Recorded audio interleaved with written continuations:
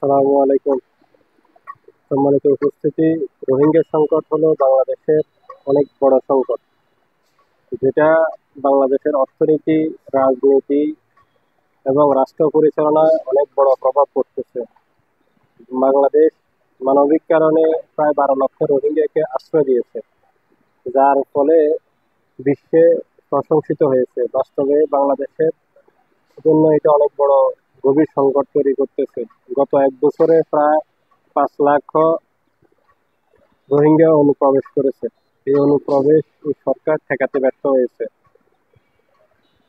আভ্যন্তরীণ রাজনীতিতে এর অনেক বেশি প্রভাব আছে।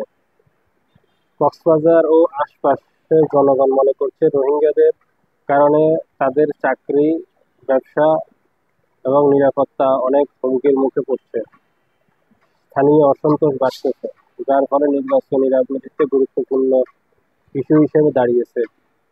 অনির্বাচিত সরকারের হাতে এই রোহিঙ্গা সংকট সমাধান করা সম্ভব নয়। আইন শৃঙ্খলা ও নিরাপত্তাতে অনেক বড় প্রভাব পড়তেছে। রোহিঙ্গা শিবির কেন্দ্রিক মাদক ও অস্ত্র কারবারে আইন শৃঙ্খলা জটিল করছে। ভবিষ্যতে যদি রোহিঙ্গা যুবকদের মধ্যে উগ্রপন্থী বাড়ে, তবে জাতীয় নিরাপত্তা অনেক বেশি ঝুঁকিতে পড়বে।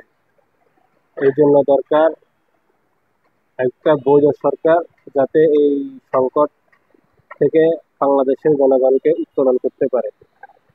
আন্তর্জাতিক কূটনীতিতেও বাংলাদেশ অনেক বড় ভারসাম্য খেলা আটকে গেছে, যার ফলে এটা সহজে সমাধান করা সম্ভব হচ্ছে না এই অবৈধ সরকারের হাতে। বাংলাদেশ বারবার প্রশ্ন তুলছে যাতে মিয়ানমারের এই রোহিঙ্গাদেরকে তাদের রাখাইন রাজ্যে পাঠায় দেওয়ার জন্য, কিন্তু চীন ও রাশিয়া মিয়ানমারের পক্ষ নেওয়ার কারণে মানব পশ্চিমা বিশ্ব মানবাধিকারের মূলা ঝুলিয়ে রাখছে বাংলাদেশের হাতে।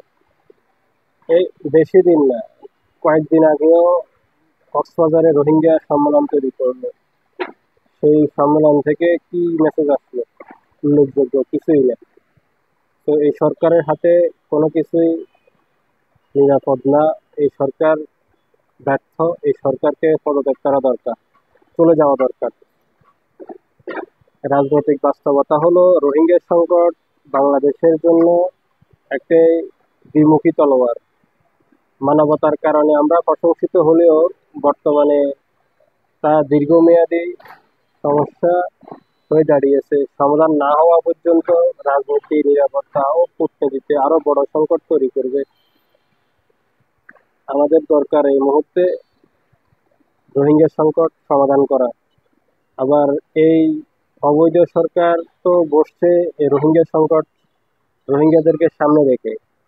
এই সংকট তো তারাই তৈরি করে রাখতেছে, এই অবৈধ সরকার রোহিঙ্গাদেরকে সামনে রেখে অনেক বড় একটি ষড়যন্ত্রমূলক কর্মকাণ্ডে লিপ্ত আছে এই সরকার বাংলাদেশকে একটি গৃহযুদ্ধের দিকে ঠেলে দিচ্ছে। এই সরকারকে অতি দ্রুত পদত্যাগ করে চলে যাওয়া দরকার। বাংলাদেশের অর্থনীতি ও রাজনীতির স্বার্থে এই সরকার চলে যাওয়া অনেক উত্তম বলে আমার মনে হয়। তো আজকের জন্য এতটুকুই। ধন্যবাদ। আসসালামু আলাইকুম।